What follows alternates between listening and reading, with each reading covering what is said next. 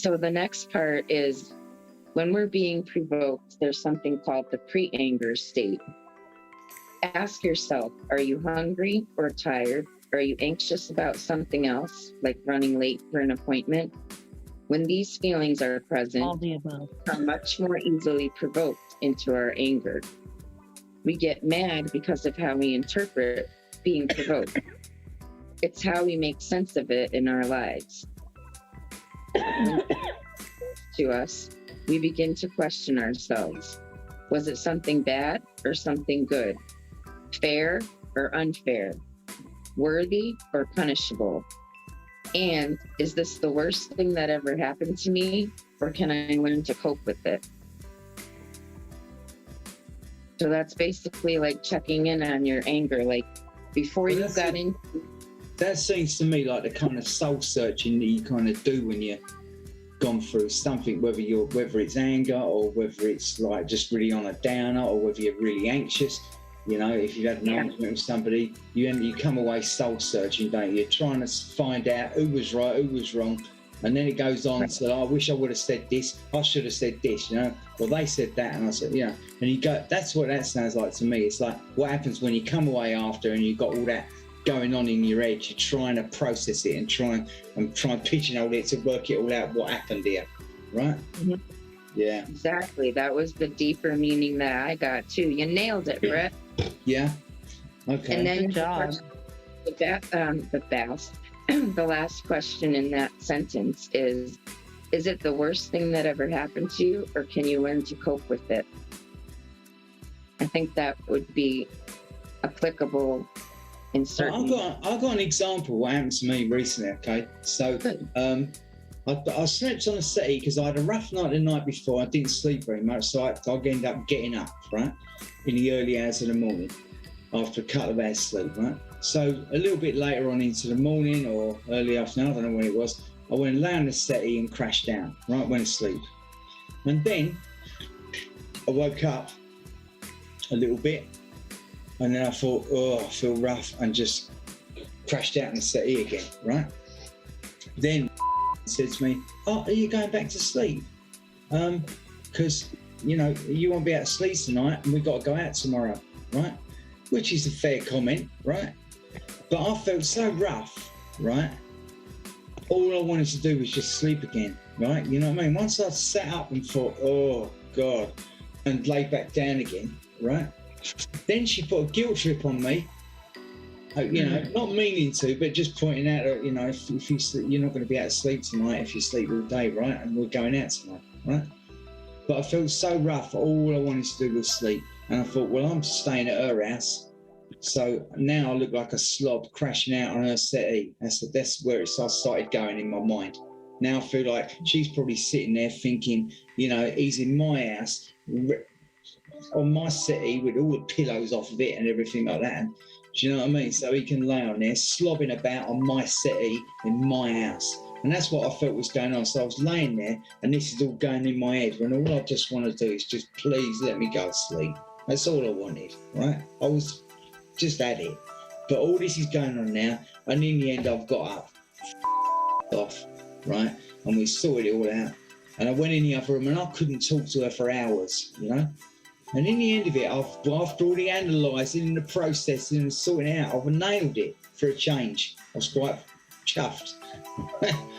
What it was I'd stood in the doorway a little while later on saying to her all about this, what I've just now told you about how I feel, right? Because I'm not in my own house and I'm angry because I've got my own flat. You know, I don't even have to be here, right? I don't have to be here. I've got my own place, right? Right. So I'm going through this, I'm saying this to her and she's sitting there listening and she hasn't really said anything. And then finally, it dawned on me, what bugged me is that she could have said, you know, okay, I understand, I'm sorry, I won't wake you up again, right?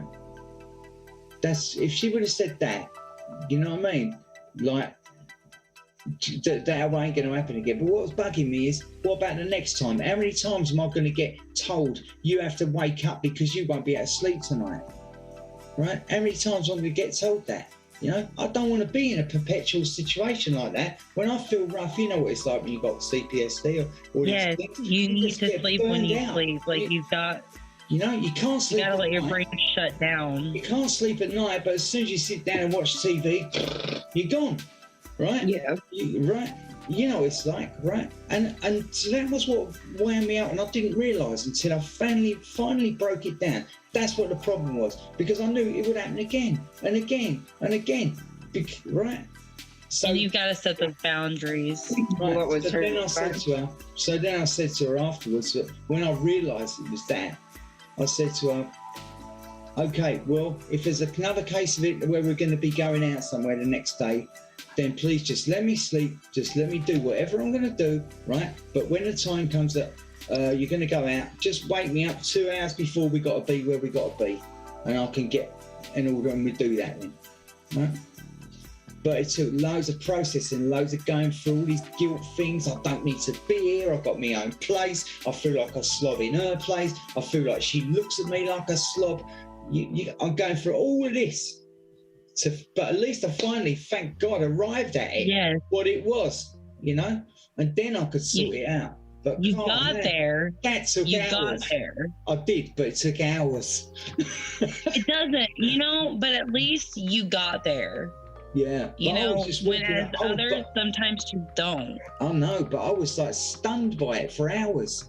It took a long time for me to compute it. It takes me days sometimes to even come to. I was seething. I just couldn't talk to her. I didn't, you know, I just carried on functioning, doing what I know to do. I couldn't talk to her or anything, but it went on for hours and hours and hours, and I couldn't snap out of it. And then finally, when I realised what it was, I could sort it out.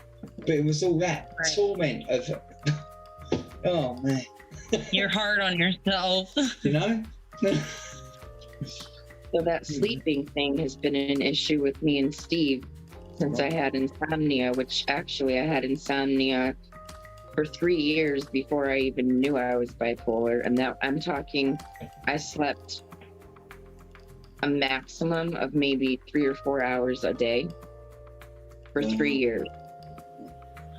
So I got told all the time, you need to go to bed, you need to do this. And they don't understand. They don't. You can't just shut your mind off like some people do when they go to bed. Yeah. That doesn't happen. Like with me, I have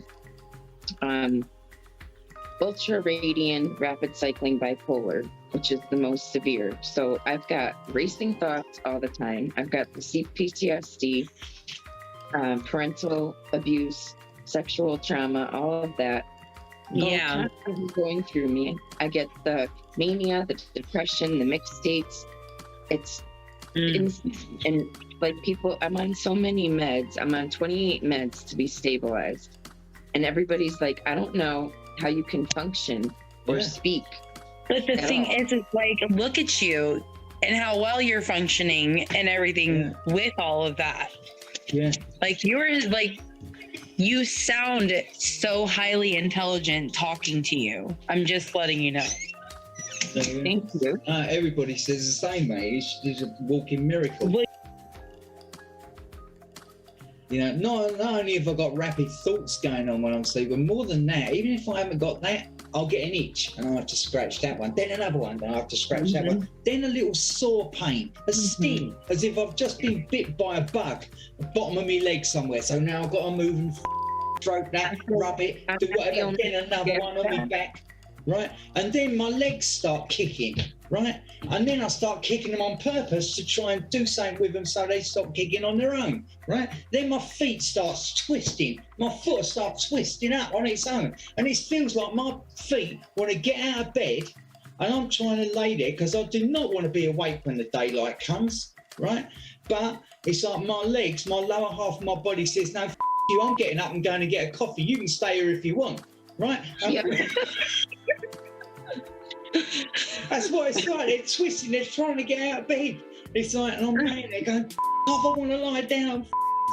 So when you said that about the itching, I'm glad because I thought I was the only one with. Oh man, I get itching. I get bitten alive by nothing that's biting me at all. My husband has to like come home and he's just got to rub me to bed, like all like you just gotta scratch me. I use this stuff. I will tell you, this stuff, it is a THC solve, and it's like I just rub it on my body. It's got 150 milligrams of CBD and then 150 milligrams of THC in it. But it also has like coconut oil, beeswax, full spectrum CBD, lavender oil, frankincense oil, elderleaf, elderflower, and the THC. And this stuff, like, I just rub this on my body and my pain stops. Yeah. I have fibromyalgia, I have rheumatoid arthritis, I have Sjogren's syndrome. Like, my joints hurt constantly. And this stuff takes my pain away like nothing else. That's got it too. I have lavender lotion. That's not, this one hasn't got THC in it, but this is something that I've got offline, and I haven't really given it a fair chance, to be honest, because I do work from fibromyalgia a lot. You should give it a fair chance. And the thing is the best way to do that stuff is to massage it in the pain areas for like 2 minutes. Okay. Yep. Because if you massage it in really good, that's how it's gonna work. But will it stop the stinging and the itching now when you feel like you've just been bit by a mosquito and all that? Yes, I have that. I hate it. Why do we get that? That's a good topic for jot down, Brett, on a piece of paper. Yeah. Even about why do about it. I've just got one in the back of my leg because I spoke about it. I think it's... Yeah, I will randomly get those, and it feels like I'm getting bit or stung or something. I literally, like last night, just sitting here in bed with my husband, out of nowhere, I felt like I was being stabbed in my pinky toe. Yep. There's nothing there. There was nothing there. Yeah. Yeah.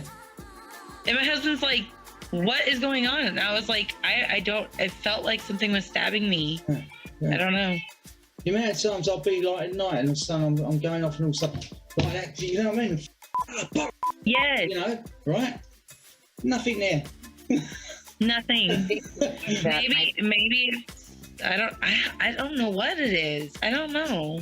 I was just gonna say, I think it might be partly fight or flight syndrome going on. It could be that because that's the thing. In EMDR, I'm literally doing fight or flight right now. That's what I'm mainly going over. Because I'm always in fight or flight. They said to me, and bad work at the same time. The therapist I saw ages ago said to me, "You're in fight or flight all the time, 24/7." That's me. That's me. Of course we are, because we have CPTSD. We're hypervigilant, hypersensitive. So what am I supposed to do whenever the neighbors are coming out and literally carrying guns on their waists? You know? And like, it's insane, man. Making it clear that they look at me like I'm the enemy. Yeah. Like, what am I supposed to do? You're gonna tell me I'm paranoid when I'm literally like I'm just outside cleaning my car and they're looking at me and going, "What are you looking at?" Like, crazy. So, let's see what else we have. How am I supposed to not be in fight or flight mode? How am I supposed to get out of it? I mean, it's different in the UK because we're just not used to that at all. That doesn't happen. We don't have that here. But I know, and that's why when I come to the UK, even if I see a policeman with a gun, which is rare, but if I ever seen it, I feel pretty shook up that a cop has got a gun. Yeah. I mean, the thing is, I was almost shot, and that was the other thing that gave me PTSD was literally almost shot me in the head. I had shrapnel in my arm, and like I can't be near guns now. Like I can't have them near me. The loud pop, anything like that. Yeah. Fireworks, I don't really like anymore. Yeah. I can't go to any of the 4th of July events. I can't around here where they're so close. But if you're at like a beach or something, then I can handle that because it's further up and farther away. But if it's right there, pop, pop, pop, pop, pop, and right. I'll tell you something that just shakes me up as well. Is if like someone's got one of them, a big set of old big bassy speakers in their car and they drive past my house. Oh my gosh! Right. Oh, you guys can take me. Oh. Thanks so much for listening to our podcasts. Please like and subscribe for new content as it comes out. The link to support groups are in the descriptions under all of our uploads. We have regular live group chats and support each other, and we can vent when we need to. And please remember, practice setting boundaries, using grounding techniques, and know that self-care is not selfish.